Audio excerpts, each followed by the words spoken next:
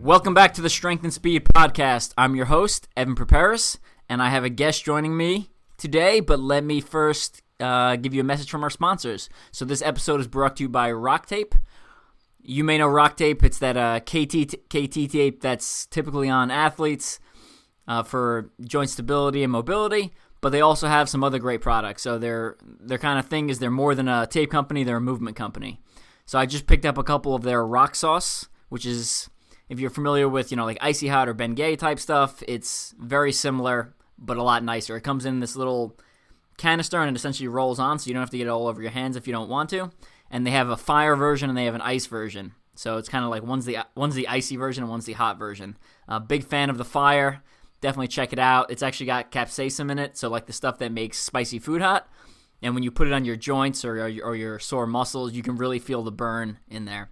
So definitely like that stuff. Check it out if you're into that kind of topical cream stuff. Joining me today, I have Luke Labonte. He's a nutritionist, dietitian. He has a master's degree.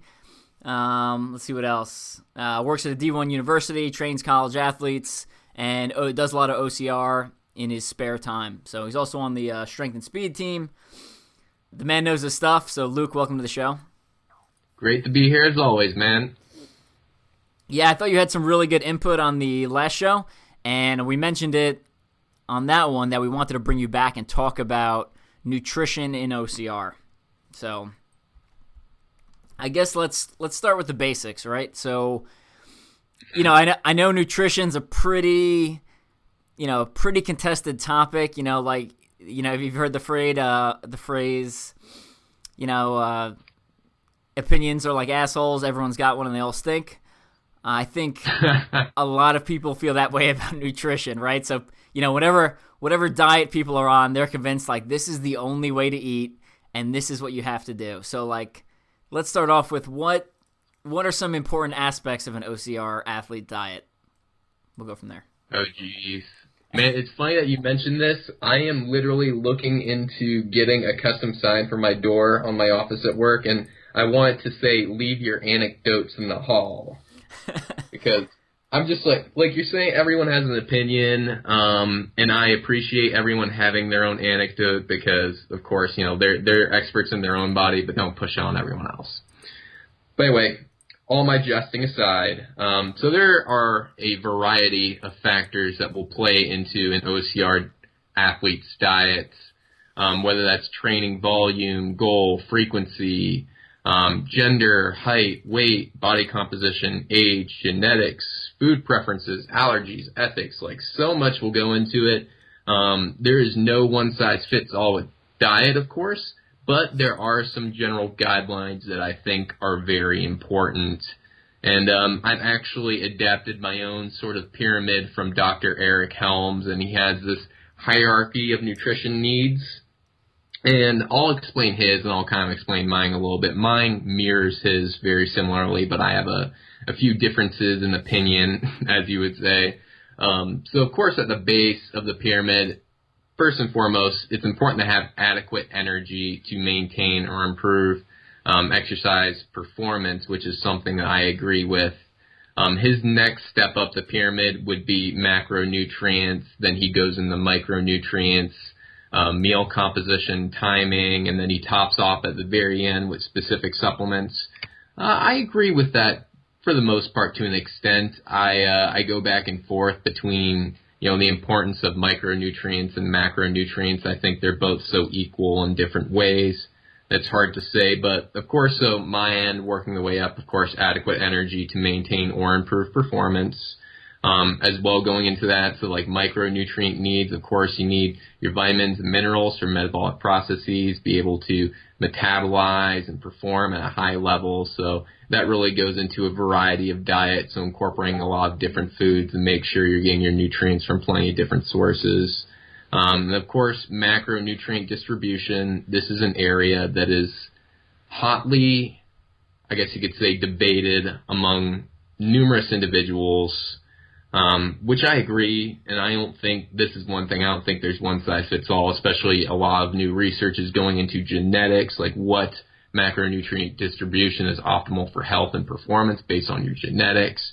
And that goes more into like nutrigenetics and nutrigenomics, which I won't touch too much today. I can go down the rabbit hole.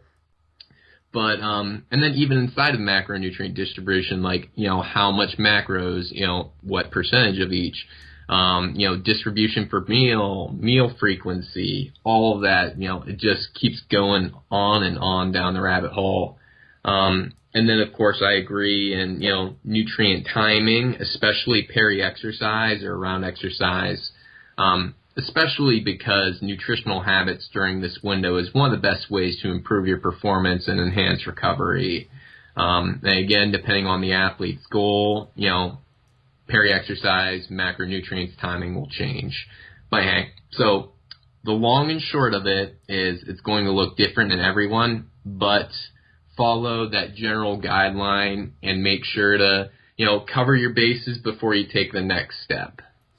Okay, so lots of information there. Let's try to break it down a little simpler. So can you give us some like general rules? Like have you heard the saying or the phrase, basically stick to the outside of the supermarket because that's where all the real food is, or anything like that? Are you familiar with that phrase? Yeah. I've done those fun supermarket tours with your general population that they just want to go to the middle aisle and grab the Hostess sweet cakes and all that good stuff. But I would tend to agree with that. You'll find more of your perishable foods towards the outside of the supermarket, and your perishable foods more or less being your more fresh, more nutritionally dense foods. So, of course, your fruits, your vegetables, your lean meats, your dairy, you can get your cereals in there, your starches, beans, legumes, nuts, seeds, all that good stuff. I definitely think there's a lot of value in following more of a lower processed diet. I don't want to say entirely non-processed, but there's a lot of value in that, as evidenced by research out there with, satiety, exercise performance, nutritional value in foods, and et cetera, et cetera. So I would definitely agree with that statement. Okay. So is there a difference? Should athletes be eating differently on training days versus non-training days? And then kind of what would that look like? That is an absolutely wonderful question, and I get really excited over some of these topics. So, again, it will vary differently depending on the training day, what they're doing that day for, of course, their exercise, as well as the goal of the athlete, but I'll kind of break it down a little bit more. You hear me talk about peri-exercise related nutrition around exercise nutrition very frequently, and that's something that I take very seriously. So, of course, I'll dive a little bit into that, and then I could talk about a little bit about differences between training day and non-training day. So, everyone, first, I'm going to address the myth, like breakfast is the most important meal of the day. That's kind of bunk. That's debunked in research. Like, I won't talk too much about caloric restriction or intermittent fasting unless we go down that hole, but I would tend to believe that the most important timing for nutrition around the day is around your exercise. So depending on the kind of exercise... I can agree with that. Oh, thanks. Oh, of course. I think, like, a lot of people... It sounds, like, pretty straightforward, but a lot of people, like, once they hear it, they're like, oh, yeah, that does sound like it would be, prioritized. But I guess it's, like, sometimes you need someone to turn on that light for you, ring that bell. But, so of course, before exercise... What about the massive gains you get? So I come from a bodybuilding background, and everyone's like, oh, you got to start eating protein as soon as you wake up, otherwise your muscles start atrophying. Oh, my God. The whole, you need to eat 12 meals a day and have this much protein per meal and all that. Like, It's nonsense. I'm going to be the first one to tell you, everyone on the podcast waves, if you do not eat for 12 hours, you are not going to have any catabolic effects. You're not going to lose your biceps for not eating overnight. Like, that's just the reality of it. There's a lot of mechanisms built in our body, differences in hormonal environments between fed and fasted states. Like, you're not going to lose muscle. You're not going to lose gains. Some individuals, and this goes a little bit more into weight management, some individuals will even see benefit from undergoing caloric restriction windows, or, some more of those intermittent fasting techniques might be a little bit more ideal for weight management or body composition changes, as well as this delves a little bit more into the question between the training day and non-training day. If an athlete is trying to maintain a strict weight range, carbohydrate cycling can also be a valuable tool inside of that. So, of course, what I mean is, on days that are higher intensity or higher volume, emphasize more carbohydrate around exercise, especially in that post-exercise window for recovery. And then as well, let's say if you have a day where you're, sitting inside your boxers watching cops all day, you probably don't need to consume nearly as many carbohydrates. Very good points. I found that, so when I was cutting weight for a show, I found that the lots of small meals would kind of keep me, I wouldn't get ravenously hungry. Like if I missed a meal or went what it would be in a normal period, like morning, breakfast to lunch, as opposed to eating 2 small meals, I would be ravenously hungry, and then I would be more likely to stray off of essentially what my diet was at the time. So.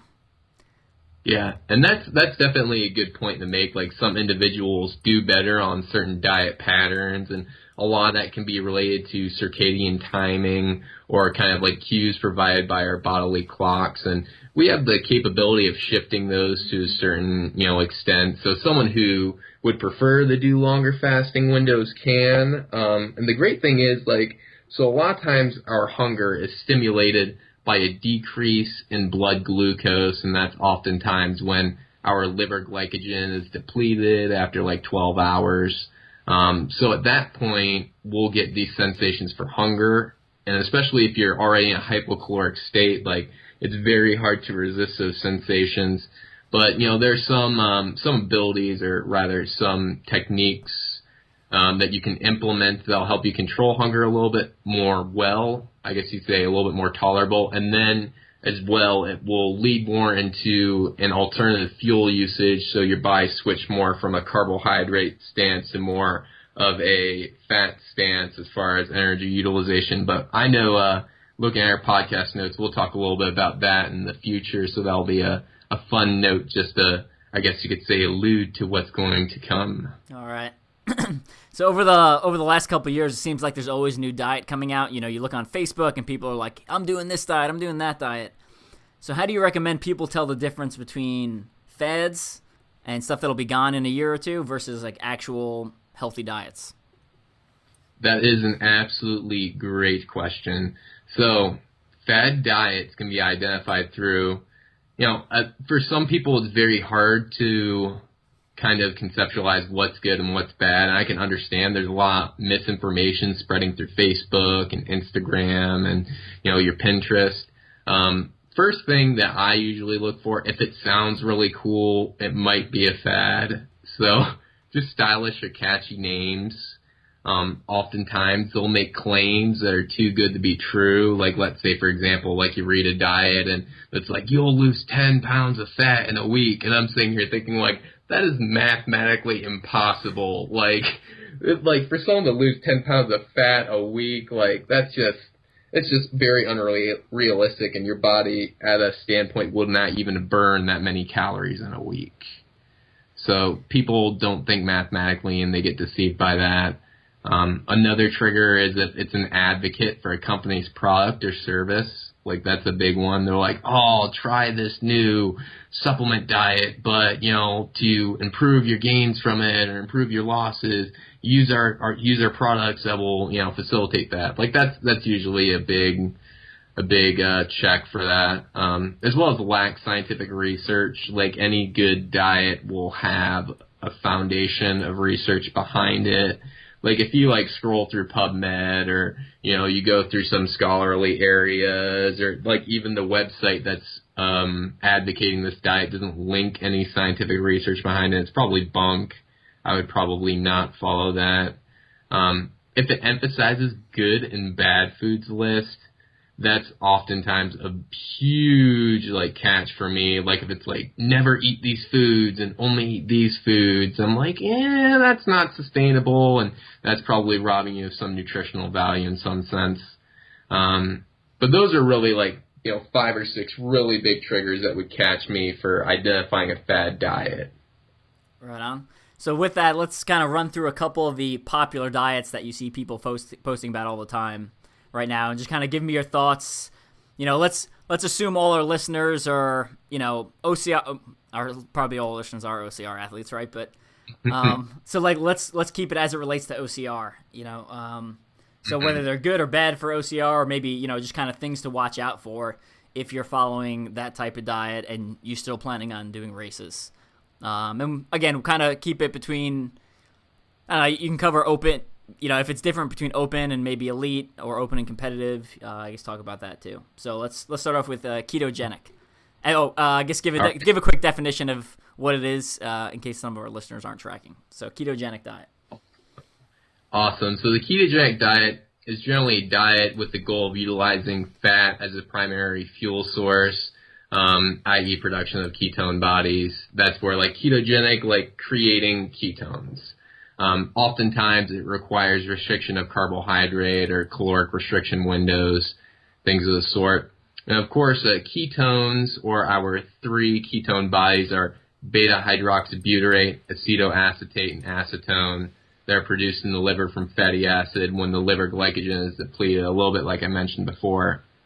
So I'll kind of address some general health misconceptions about this, because a lot of people mix up ketosis and ketoacidosis. So when someone enters a state of ketosis, it's essentially the presence of ketone bodies and upregulation in the production or utilization of fat. Ketoacidosis is a combination of high blood glucose and ketone bodies, which creates a dangerous environment inside the body that's very acidic, offsets the pH. So individuals with diabetes often may develop ketoacidosis, but the two are not the same. Like you can be in a healthy state of ketosis without necessarily being in ketoacidosis. So talking a little bit how this applies for OCR athletes. Working in the fact that you mentioned, like if you're like an open wave athlete or a competitive, like even a lower end competitive wave athlete, you could probably get by on this. You know, I will say that for your top level athletes, like it's not necessarily bad, but it's not optimal for OCR performance, because the sport has varying intensities that accompany the races, as well as, you know, you're working throughout energy zones. Like if you're a straight endurance athlete, like if you're a cyclist or a runner, or if you're, you know, your open wave that's not really working into any high intensity zones, you could probably get away with pretty good success on a ketogenic diet. But essentially being in a state of ketosis may limit the utilization of carbohydrate stores and limit that high intensity performance that, you know, some of the elites absolutely need. And this applies same for the exogenous ketone supplements, whether it's the ketone salts or the esters. I know these have become super popular inside of a lot of populations like your CrossFit, your dieters, and things like that, because they help accelerate your ability to get into ketosis and use ketone bodies for fuel. But I will say that they will limit your high-intensity performance, and there is research supporting that. So if anyone wants to call me out and think it's not, or like everything I say, unless it, like I always tell my clients this, like any statement I make will be backed by research. And if it's my opinion, I'm probably going to tell you it's my opinion beforehand.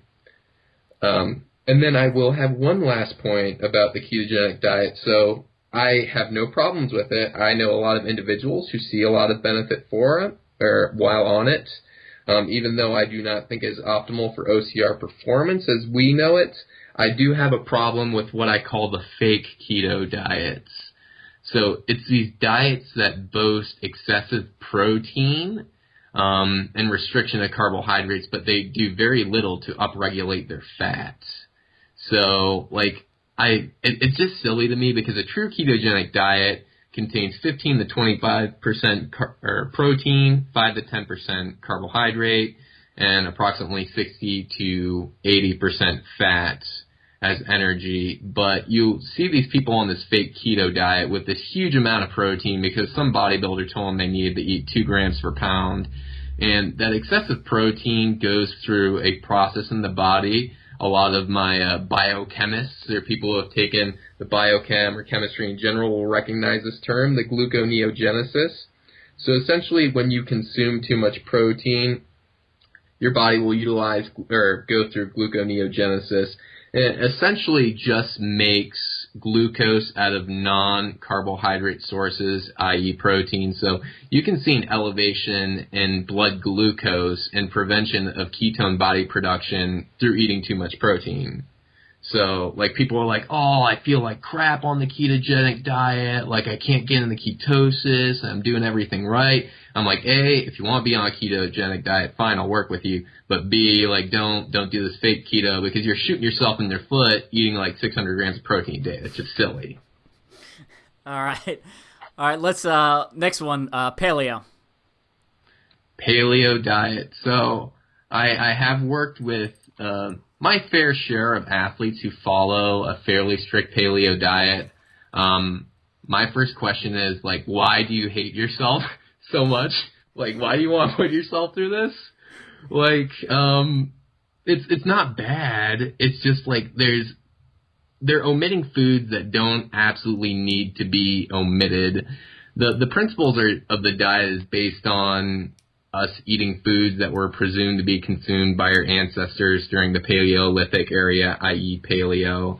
It generally includes meat, fish, vegetables, your fruit, nuts, seeds, tubers, and it excludes dairy or grain products, so your breads, your pastas, your rice, corn, cereals, and processed food. And like I said, I think there's a lot of value out of eating a non-processed diet and choosing, healthful forms of food, but you're potentially omitting a lot of foods that will provide some nutritional value that you don't need to provide. And I hate to say it, but it's 2017. Like, if you're omitting bread, pasta, rice, cereals, things like that without a need to, I just don't understand why. Like, why you would do that to yourself. Like, unless you have food sensitivities or enzymatic deficiency, there's no need to omit those foods. Like, they're not necessarily unhealthful for you. Like, let's say cereals, for example, like oatmeal, like high in starch as far as carbohydrate, moderate, like a fair source of protein, great source of soluble fiber, great for heart health and reducing cholesterol. Like, why? I almost dropped a swear word. I apologize. Why would someone do that? It's all right. I do it all the time. Not all the time. I do it occasionally. I was like, illicit? Question mark. So, yeah, there's a great TED Talks by a forensic anthropologist talking about the paleo diet, and she doesn't argue whether it's healthy or not. She just points out that if your logic is you're doing this diet because this is what paleo man ate, she's like, I'm here to tell you this is nothing like what paleo man ate. And she goes back and she's like, this is what a carrot looks like in the wild, and it's like this tiny, shriveled, like whitish looking thing. And she's like, essentially we've genetically bred and selected for certain traits, by being like, all right, well, this batch of carrots grew good, so I'm going to keep planting ones from that kind of, genetic strain, and it exaggerates some of the attributes of them. So she points at that one. She points out essentially like broccoli, cauliflower, and what was the third one? There's another vegetable that it's the same species. They've just been bred differently over the years. So it's actually the same thing. And it's just a very interesting, I thought it was a very interesting TED Talk. So I'll try to post a link to that if I remember on the Strength and Speed page for you guys to check out. Yeah, I'm going to have to read that for my own entertainment.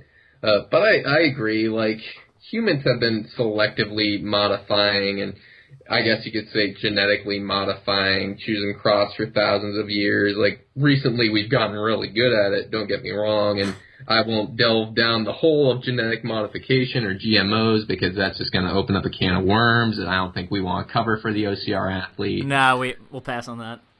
Yeah, but I guess in summary, like, the paleo diet's not bad. Like, you can get some healthful benefits from it, but if you want to be a masochist and just do it because you hate food and you hate yourself, why not?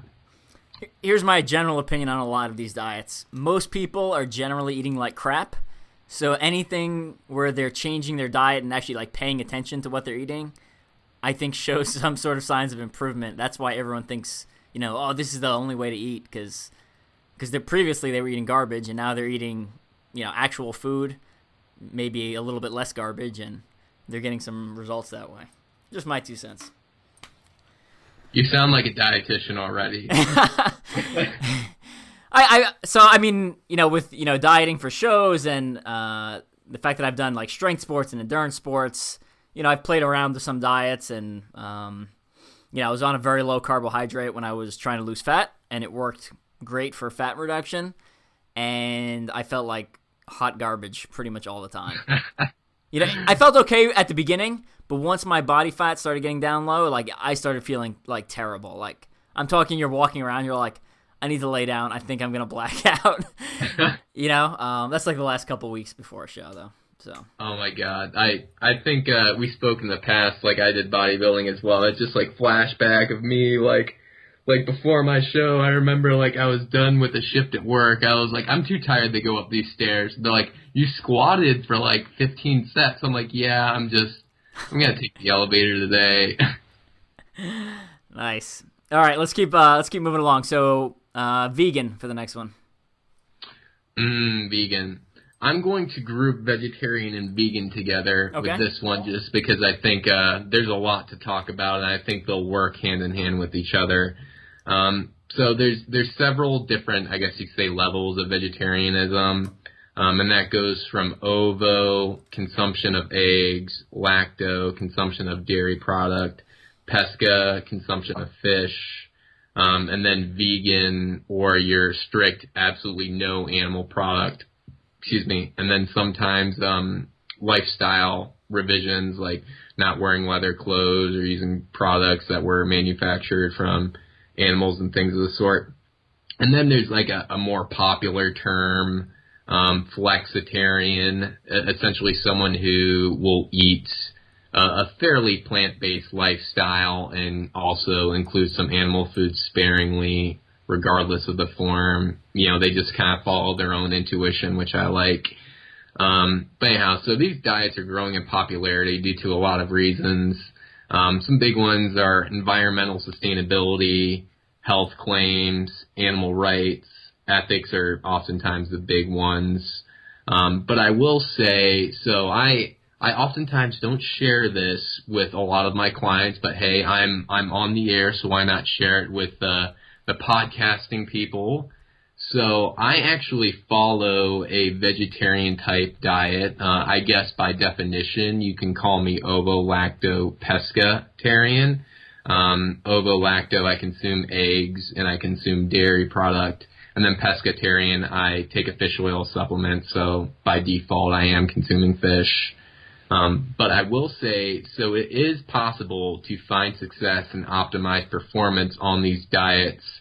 But it does make it significantly more difficult, and this is related to nutrition pairings that you have to do for optimal absorption, making sure that you're monitoring consumption of anti-nutrients, that you can consume too much from some grains or teas or coffees, also related to nutrient bioavailability, because oftentimes an animal-based food will have an improvement in absorption over a plant-based food.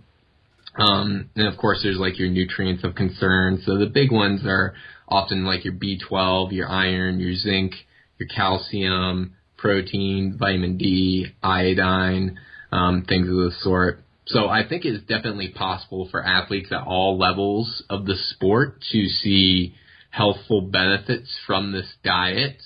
I am not your popular angry vegetarian. I do not like scoff at people who eat like an 8-ounce steak in front of me. I'm like, I hope your steak tastes good. Like, good for you. Like, have you ever seen that? What's the JP Sears has a Yes.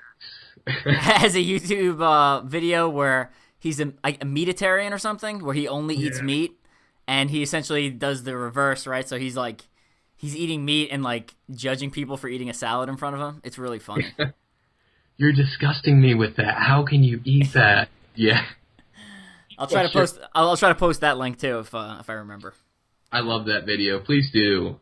And then I hope my fiance doesn't get angry. I'm going to use her as an example. So I definitely think that some people see more benefit out of consuming a diet with some animal-based product. For example, she does have some history of some, without going into too much detail, she has some history of some mineral deficiencies where she probably should be eating more animal product because it's more bioavailable and it's going to be better for her health. So there's individuals with those kind of backgrounds that probably should be consuming, a little bit more animal product, because when it comes down to it, our bodies weren't made to survive under vegan conditions. Like, take it from someone, I have been a vegan. I have no problem with vegans. I work with vegans. I've worked with very successful vegans. But, for example, like vitamin B12, like, for the most part, that's only found inside of animal foods. Like, there are very scant amounts found in certain plant foods that are, even if you consumed like 2 pounds of algae or seaweed, like, you're not going to get enough B12. Like, that's just one example. As well as we don't have the colon capacity to break down high amounts of fiber like let's say our genetic cousin, the gorilla. Very large colon, has an ability to break down fruit, vegetable, a lot more, I guess you could say, effectively than we could. And that also goes in the gut microbiome as well. I had no idea of the gorilla's colon. This is fascinating. Just lots of good information on this podcast today. I could like fit my head in a gorilla colon. That's good. That's great to know. Creating an image for everyone at home. Cool. Anything else you want to touch on for the vegan vegetarian? Sorry, I interrupted. Oh no, it's okay. It's okay. I'm pretty chilled and I'm pretty laid back. Really, I will say, for individuals who want to follow this diet, that it is possible to optimize it for performance, and you can get a lot of success out of it. I just think individuals should ask themselves why before they go towards a strict sense of vegetarian. If they have a really good reason for it, I'm definitely supportive. And of course, coming from a vegetarian dietitian, I think nearly all individuals will find a large benefit in a plant-based diet, but it is possible to have a plant-based diet and still consume an adequate amount of, animal product to supplement that. And essentially it's reaching the point of diminishing returns with plant-based products. So eating enough so you get the optimal benefits, and if you eat any more, there won't be any more benefits than eating that certain amount. So let's just say, for example, for athlete A, their optimal amount is 6 or 7 servings of plant-based food, and they eat that 6 or 7 servings. It doesn't matter if they eat 8, 9, or 10. They're not going to see any more benefit. So they may see more benefit from including, some more healthful, environmentally sustainable sources of animal-based food placed in that diet. All right. Let's talk about the glycemic index and eating low glycemic foods. So let's start off with kind of what is glycemic index and low glycemic foods, and then kind of your opinion on people using that as a large portion of their diet. That is a wonderful question.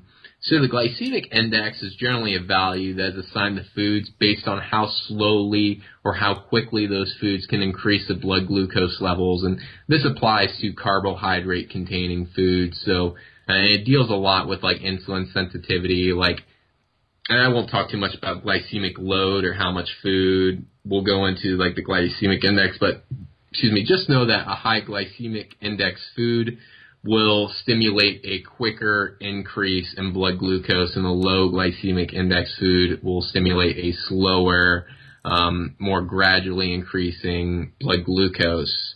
So give But a with couple that examples before we move forward. Low Oh and yeah, high. exactly. So let's say low glycemic index. It's got to be most of your vegetables, so especially like green leafy vegetables, your cruciferous vegetables, beans, whole grains, high in fiber, non-processed cereal, most dairy. Those are some low glycemic index examples. Some higher, like medium to high glycemic index examples, like some fruits like bananas, grapes, cherries, watermelon, juices, sugar-sweetened beverages, so like Gatorade, sodas, lemonades, all those good stuff. Good in parentheses, or not parentheses, good inside of, Quotes, air finger quotes. quotes, good, yeah. Honey, your white rice, pasta, potatoes, breads, cereal. So those are some more of your higher glycemic index foods. All right, and your thoughts on people eating primarily low glycemic? So that is a wonderful question as well, following up. So I think that the glycemic index it can be a valuable tool if used appropriately. So there are times where an individual will see more benefit out of choosing a lower glycemic diet, and then times where they'll see benefit out of choosing a higher glycemic diet. So for example, let's say you finish a very challenging strength session. You do a lot of sets, you do a lot of reps, so high volume, high intensity, you're working your multi-jointed compound movements. You can see benefit from including higher glycemic foods post-exercise to help elevate your blood glucose quicker, stimulate that insulin more effectively, so that fuel can be stored in your muscle glycogen and it can be used to help repair your muscle tissue a little bit more effectively. So post-exercise, great example to use high glycemic index foods. Other times, generally away from exercise or on rest days, really choose lower glycemic index foods. Just because obviously you don't need a heightened blood glucose if you're sitting on the couch watching Cops. Agreed. I'm glad you answered that way. That's generally how I eat. So I was worried we were gonna start butting heads in a minute, but yeah, good stuff. All right, Great minds think alike, right? Yeah. Well, I'll ask you some more pointed questions at the end if we have time. But let's kind of move on to supplements. So, what are the top supplements you recommend for an OCR athlete? That is a wonderful question as well. So, there are a handful that I think really any athlete will see benefit out of using, and right. Then let's also start with whatever you think is kind of the most important, and then kind of go down. So, if listeners are tuning in, they can be like, all right, well, I need to go buy X first, then Y, then Z, and then if I have extra money, I'll buy A, B, and C, etc. Bingo. So I think some of the most important supplements, I think a general multivitamin would be of advantage to nearly all athletes. And I say this because, ordinarily, we're supposed to get all of our nutrition from our diet. And I stand strictly with that with my clients. I'm like, a multivitamin is not an excuse to eat like crap. It's not an excuse to omit certain foods. It's more of a safety net so that if you have some, days where you're not hitting your needs, or you might, fall short, let's say you consume 92% of something and not 100%, obviously we would want to consume as close to 100% as possible. So taking a multivitamin will help bridge that small gap. So it's not there to provide 100%, just kind of work as a buffer. And as far as multivitamins, you don't have to buy the most expensive one on the shelf, because again, it's marginally filling in those gaps. So just going with your generic multivitamin, you'll be fine. Your men's 1-a-day active, or as it would apply to females as well. Following that, these two are a close tie for me, but I would say one of them is regional dependent. I'll start with that one. So vitamin D, definitely you will see a lot of individuals, especially those who live in the north or have desk jobs who aren't getting out that often. You'll see, I wouldn't say deficiency, but I would definitely say suboptimal, inadequacy. Deficiency is a rough term to use. So when people are like, oh, I'm deficient in this, and it's like, well, clinically you're not deficient, but you're definitely suboptimal. But consuming I'll backtrack. If individuals don't know, vitamin D can be synthesized through your skin, through direct contact with sunlight.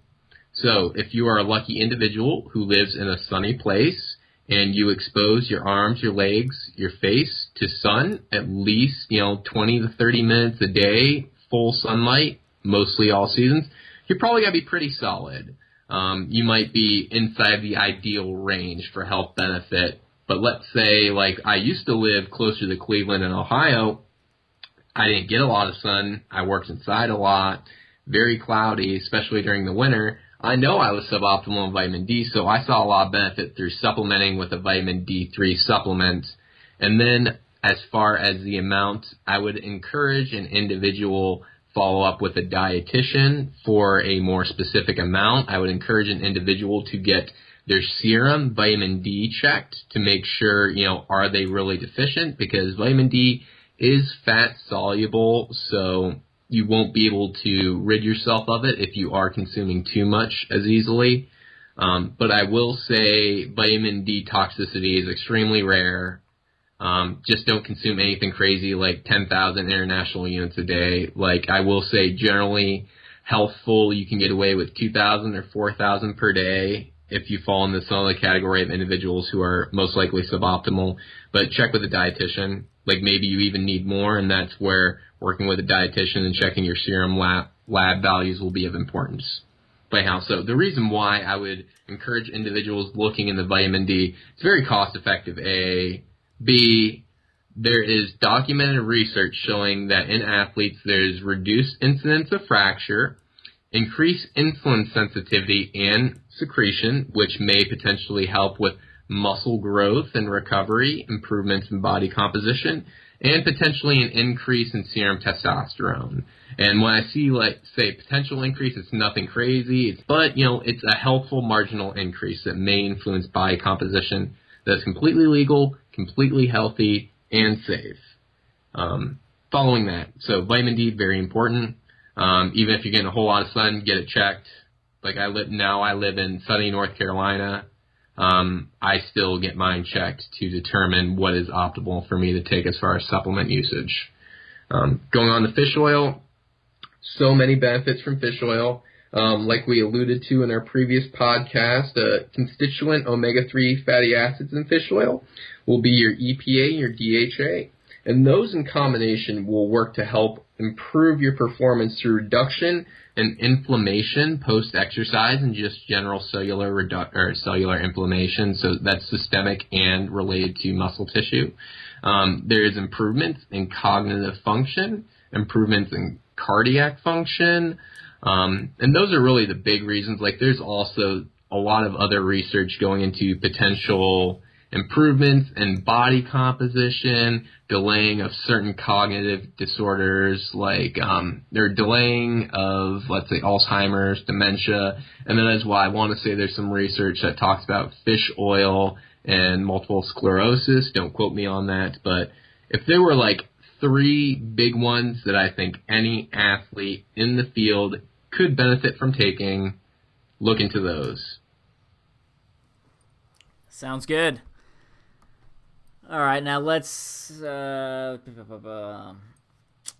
So, are those supplements going to differ based off, someone's weaknesses? So, let's say you have someone who's coming from a running background but doesn't have a strong upper body, so they're not very good at obstacles, versus someone coming from a strength training background and is just getting into cardio.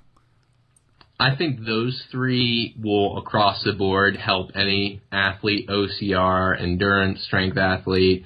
And there's a fair amount of research going into that, but I do have a pretty comprehensive list of optional supplements that will differ depending on goal, if you would like me to go down that rabbit hole.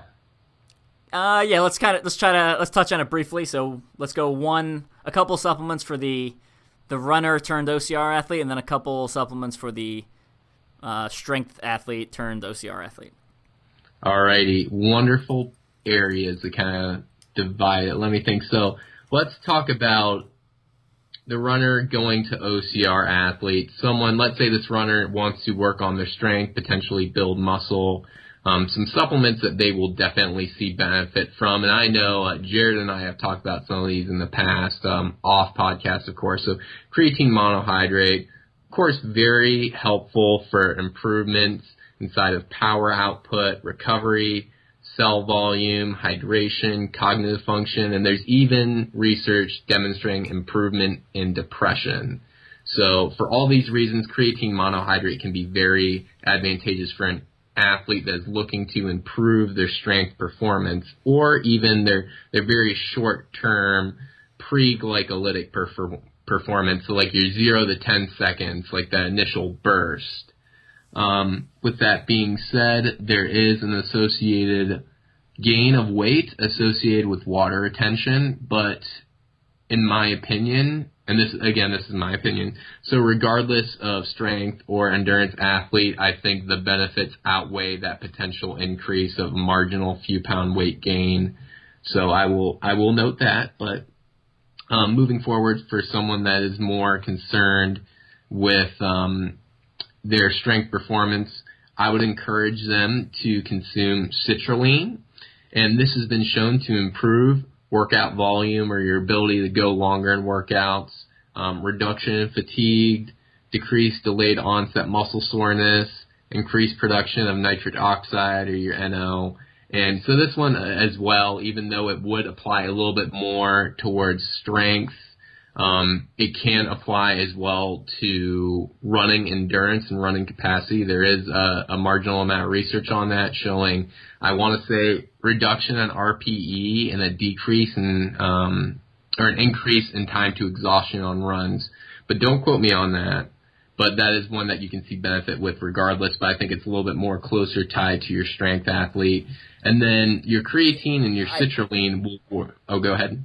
Yeah, I'm not going to recall the specific studies, but I will say that citrulline and creatine are both common in pre-workout supplements because of some of the reasons you stated. So exactly, and then piggybacking off of that, those two work synergistically with your beta-alanine, which will improve your endurance, prolonged time to exhaustion, reduction in your RPE. So very similar to your citrulline, but through different mechanisms. So like your citrulline, your beta-alanine, and your creatine all complement each other. So if you are a strength athlete, you will see a lot of benefits out of using those in combination in the right amounts. And again, this is something, meet with a sports dietitian and really get some more specifics on how much you should be taking. And I'll also add, I know we talked about it on the last podcast, but these pre-workout type stuff, if you're going down that route, that and fat burners and testosterone boosters are most likely to contain banned substance. So make sure you're, 1, reading the label, 2, checking it against the WADA ban list, and then 3, I can't remember I don't know what I was going to say for 3. But anyway, be careful, right? Some supplements now have, like the cleared by, a third-party agency. Essentially, there's like a sticker or, a logo kind of on there. So something good to watch out for. Yeah, definitely look for that third-party testing. And then I will say, so when I was, in my past life as a bodybuilder, I would do a lot of different supplements. Now, personally, I think I see more benefit out of doing individual supplements and kind of making my own cocktails. I've even had some of my buddies and some of my athletes use some of these formulas that I create specific for them. And, anecdotally, not that I did research behind it, but anecdotally, they saw a lot of performance improvements. And then, so moving on from then, because I will go down the rabbit hole with those. I'm like a wind-up car. You just spin that knob, put me on the floor, and I'll go for 20 minutes. So in general, going back to supplements, as Evan alluded, his 3 points, and then I will also say avoiding proprietary blends. That's a big one. Like if you see a supplement that says it contains all of these, and it's kind of just in that paragraph, and it doesn't say how much of each, I probably wouldn't use that, because let's say if it has creatine monohydrate, and then next to it says sand. You're like, well, I don't know if I'm consuming 100%, 90% creatine monohydrate and 10% sand, or 50% creatine and 50% sand. Generally, by the rules of conduct, they have to list the ingredient with the most first and then in descending order. But even if it's like 51% creatine and then 49% sand, like just avoid those blends. Excessive fillers, I won't talk too much about filler ingredients. Inadequate dosing, and again, this is when you have to be your own investigator and look into how much dosing is good through you, through a dietitian or through your own research. And then I will also say excessive levels of stimulants like your xanthines, and inside of that is your caffeine, your theobromine, things like that. So definitely be aware of some of those inside your supplements. And inside of WADA for OCR, there are a couple of the stimulants that are on the WADA list. Like one that keeps popping in my head is like 1,3-dimethylmylamine. That was really popular. That was the stimulant in Jack 3D, the old formula, right? So sometimes it's listed as that, sometimes it's listed as DMAA, and then sometimes it's listed as geranium root.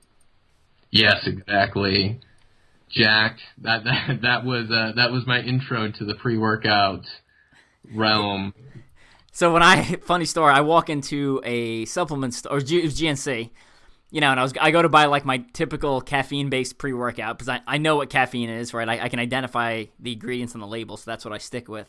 Mm-hmm. And the guy's like, "Oh, you need to try this," and I was like, "What's that?" He's like, "Jack 3D, it's new." And I was like, "Okay." I was like, "Well, what's in it?" And he's like, "Oh," he starts giving his GNC spiel. He's like, "It's awesome." He's like, "When I take it, I feel like I can throw a Mack truck across the highway." And I was like, I don't want to throw a Mack truck across the highway. I just want to lift a little bit more weight and not feel tired when I'm in the gym. So I passed on the Jack 3D, but I know a lot of my friends that were soldiers used to love that stuff. So, man, I was young, I was dumb, and let me tell you. Also, on a side note, it used to not be on the banned list. They added it. I want to say like a couple of years ago. So I think when Jack 3D came out, I don't think it was on the banned list, if I remember correctly. Yeah, it wasn't until 2011, 2012-ish where they added that ingredient to WADA ban list. Yeah. I want to say, because I remember that was around the time I was doing some bodybuilding and it got really big, and I was like, I had half a container of Jack, and I'm like, well, I got to throw this in the pail, flush it down the toilet. But going on, because we'll talk too much about the old bodybuilding days and reminisce and have too much fun with that. But so a little bit more for your strength athletes entering in OCR, trying to improve potentially your aerobic capability. So as I mentioned before, citrulline will definitely be one to include in your stack for that. Beetroot has gotten super popular due to the dietary nitrates and the improved NO production, but I will say like 95% of your products out there containing beetroot is like drastically underdosed. Like for you to consume enough beetroot from a supplement, the serving size of that is probably going to be an ounce of dried beetroot, if not more. So again, check and make sure you're actually getting enough to stimulate that clinical benefit. And like the way I describe it, like on beetroot and off of beetroot, is it helps me discover a new gear, because I feel like I can run my normal pacing but with less intensity. Like it's like if this pace is normally like an 8 out of 10 and I take my beetroot, maybe it'll be like a 7 out of 10. It's not like a huge difference, but I can kind of find an extra gear towards the end to push a little bit harder, and that works hand in hand with the citrulline. So like citrulline, especially if you're taking it with like the malate compound, it's a little bit sour. So like when you combine that with beetroot, it could be already providing some flavor, because just taking beetroot powder, beetroot juice can taste like dirt, sawdust. So how much actual beet juice, if I'm just drinking straight up beet juice, how much do I need to get a performance benefit? Oh, Lord have mercy. So, and then that goes down the rabbit hole too. It depends on what genus of beet and the quality of beet. But I will say I do powdered because it's more cost effective, And for most powders, if you take approximately 25 to 30 grams of the powder, mix it in 12 to 16 ounces of water, that will be relatively tolerable, and that will put you in that clinical benefit range for your beetroot. And, if you go to the Whole Food store, you find a reputable vendor that's third-party tested, and you buy your beetroot, you're probably going to be okay. All right, well, I'm gonna go ahead and plug one of the Conquer the Gauntlet Pro Team sponsors, Juice Performer, because they make straight-up beet juice, and it turns my pee red. So that's exciting. Yeah. So I'd always drink it, and then, you go exercise, and you go about your day, and then you forget that you drank it that morning, so you go to pee, and it's like, it's just red, and you're like, oh my God, I'm internally bleeding, the horror. So, yeah, that's always a surprise, and it also turns your bowel movements red, so I like that. It lets me know it's working, or at least it's dyeing my insides a different color. Exactly. So if you're your own human litmus test, it's working. And I'll also plug, so my sponsor, Hammer Nutrition, has a pre-workout supplement. But it's pre-workout designed for cardio, right? So it's not full of caffeine. It's not going to make you jittery. But it does have some, beet powder in there and some other stuff, kind of bunch of supplements that have some scientific backing that's supposed to help, with blood flow and vasodilation and all that good stuff. So it's called Fully Charged. I think it's pretty good. I like it. I take it before shorter races, so I give them a shout out. All right, keep going. Sounds like good stuff. So also strength athlete coming into exercise for aerobics or improving their capability. So this is one that is often looked over, and it surprises me because there's a lot of research out there. And it's not necessarily a supplement, but you can take it in supplemental form. Dark chocolate, like the flavanols and epicatechins in it, will improve NO production, and it's like clinically significant. And the amount of chocolate, like dark chocolate, that you have to eat for like the clinical significance is not a lot. And here's the other kicker, like it doesn't have to be immediately pre-exercise. Like you will see more optimal benefits if you consume it, in the hours leading up to exercise. But if you just have like a good dietary intake of a high quality dark chocolate, like you're going to see improvements in NO production. So that's like another off the wall one.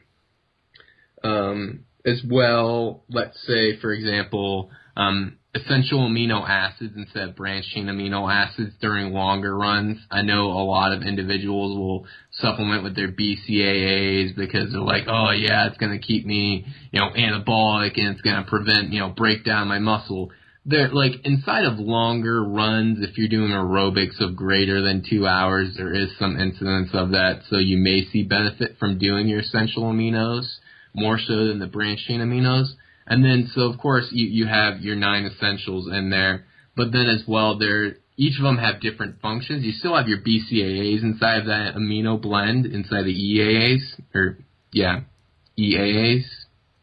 But some of them have different functions. Let's say, for example, phenylalanine is converted into tyrosine in your body, which for endurance exercise, it will improve cognition, increase time to exhaustion, and clinically reduce rate of perceived exertion. So as far as like endurance benefit for performance, as well as decreases in catabolism, try your essentials. And again, this is for like your long workouts. Like if you're like running for like 30 minutes, you don't need 10 grams of essential amino acids. I don't know. For me, it sounds like common sense sometimes when I say this, but I know for a lot of individuals, they just don't, they don't know, and they can fall victim to a lot of these things. So I would say those are some big ones. Like there's also some other, I guess you could say, fringe supplements that are going to be of benefit for other, there's like some joint general anti-inflammatories. There's some adrenal fatigue and adaptogens for some of your very high volume athletes. But I won't go too in-depth with those. But just know that there are a lot that can be tailored specific to you depending on your needs as an athlete, and that kind of goes into Dr. Helm's hierarchy of nutrition that I mentioned at the beginning. Like at the very tip of the nutrition pyramid is your supplements, But before that, always make sure that you have all those other bases covered before you decide, throwing $200 a month into supplements. Like, make sure you have a good diet before you're going to waste your money on supplements. Well, I'm glad you said that because I was actually about to bring that up and ask you a question specifically related to that. Because I know, again, with military background and, we'd go to deployments and people would just be dropping money on supplements and we'd just be eating, like, hot garbage at the chow hall, right? Just like, fried foods, and they just don't have the selection of healthy foods to really get the benefit of a lot of that stuff. So I remember having a lot of supplements on some of my deployments. Yeah. And another I'll also share that kind of reminded me of another funny story. So going back to the pre-workout, so we used to get. I used to work as QRF, so quick reaction force, right? So you're standing around and you have your radio, and someone calls you and is like, all right, you have to go do X, Y, or Z, whether it be go cordon an IED or explosive device, basically. You escort the explosive ordnance guys out there to dismantle. Sometimes it would be go on a raid. Sometimes it would be, drive the colonel back to the next base. So you can't plan when these things go. And, a lot of times we'd like to work out at night. So, we take our pre-workout, our caffeine-based pre-workout with all the beta-alanine that makes, like, your skin tingle, and the niacin, which flushes your skin and makes you, like, red. And we take that, and then, like, your radio would go off, and you'd be like, son of a! So you go up to the talk where they're giving you briefings, and you're like, oh, please let it be a raid, please. And you're like sweating and like your skin's tingling. You're like, oh, come on, let it be a raid. And then they're like, oh, we just need you to escort the colonel up the street. And you're like, damn it, come on. Like I have so much energy. So you pick up the colonel and you start squatting with them on your back. Yeah, so that happened more than once, not only to me but some of my friends, and it was always a funny thing. You go out getting ready to go, and you'd be like, yeah, Mike took his pre-workout already. He's not doing too well. He'd be like, let's do this mission. You're like, calm down, Mike. So, good times. Geez. That's always rough. Like you take your pre-workout and then you get in your car to drive to the gym and your battery dies and you're like, no. Yeah, or you're stuck in traffic or something. Yeah. So I'm sure many people can empathize similar situations. I'm sure we have a lot of followers that are like shaking their heads like, man, this is a daily occurrence for me. So I think we had a lot of good information in this podcast. Maybe got pretty scientific-y for some of the listeners, but I think some probably really enjoyed that. Definitely want to have you on back at some point, and maybe next time we'll do kind of a listener Q&A. So we'll ask for some questions so listeners can ask some specific questions, and then if you need some clarifying data, you'll comment below to get that clarifying data, and you can kind of get some more specific answers. But other than that, if you want to get actual nutrition advice from Luke, definitely reach out to him. As you can see, he knows a ton of information based off this podcast and the last time he was on. So definitely reach out to him. Before we go, Luke, any people, company sponsors you want to thank, stuff like that? Of course. So first of all, I will thank Strength and Speed. You guys are awesome. Absolutely love the team. Shameless plug. Moving forward, I know a bunch of my buddies from Cobra, the Cleveland Obstacle Racing Alliance, are listening to this, so we are definitely getting out there trying to make a change in the world for the better. So thanks, guys, for listening. Throwing you guys a shout-out. Keep up the wonderful things you all do. I would also like to thank, I mentioned her once before, my fiance. She puts up with my shenanigans, and I'm sure she's going to shake her head listening to this, like, why is he talking about me? But, she is the rock on which I stand, so that definitely helps. And she helps provide some validation when I'm like, should I do this race? Should I? She's definitely the support there, saying, do what you want, and I'll be there right behind you. So I love her, and just shouting out to her, of course, friends, family, all my buddies I race with, my smaller, more, I guess you could say, intimate group of racers, Team Can't Touch This. You all know who you are. I won't explain any further. But otherwise, just the obstacle racing community in general, you all are wonderful. Thank you for welcoming me into the community and your races, and you all are great people. Period. Drops mic. Nice. So Luke has also written an article for Strength and Speed. So if you head over to the Strength and Speed website and click on the information tab, you can click on articles, and then there's on the right-hand side of the screen, you'll see basically authors from all the different articles. So you can click on Luke's name. He's got a great article about zinc. What was the catchy tagline you came up with? Do you remember for the article? God. The missing supplement in your diet. It's not what you zinc. Oh, something it's like that. Like decreased exercise performance. The answer might not be what you zinc. Yeah, something like that. Play on words. So definitely go over and check out that article. I just released, well, I'm not sure when I'll actually publish this podcast, but I just released 2 articles as of recording this. One of them was the World's Toughest Motor comparison article, so it compares the 4 years of Vegas, kind of showing which one's harder based off all these different, attributes, weather, obstacle difficulty, start time, X factor, stuff like that. So you can go check that out. You can go check out my ultra-ocr Grand Slam lessons learned. So I showed what my results were from doing 6 24-hour OCRs over the course of a year. And then I point out some lessons learned that I thought were pretty interesting about, getting sick and recovering immediately after races, and, the importance of recovery, and, how important the mental game is when you're actually racing for that long. And then at the end of the article, it has a teaser for my next book. So definitely go over and check that out. I will make you read it, and I'm not going to tell you what it is because I'll plug it plenty of times in the future. Last one, Strength and Speed Development. Strength and Speed Development Team applications open either probably before this comes out, so definitely head over and check that out. If you want to know more about the Strength and Speed Development Team, you can check out the post that's on our page, or you can go listen to the podcast episode titled Sarah Langoni and Fit Challenge or something like that, where she talks about what the development team is. So basically it gives you free access into the Strength and Speed dev team group, and Luke's in there. We got Jared in there. We got a bunch of other personal trainers. We got a bunch of the Conquer the Gauntlet Pro team is in there.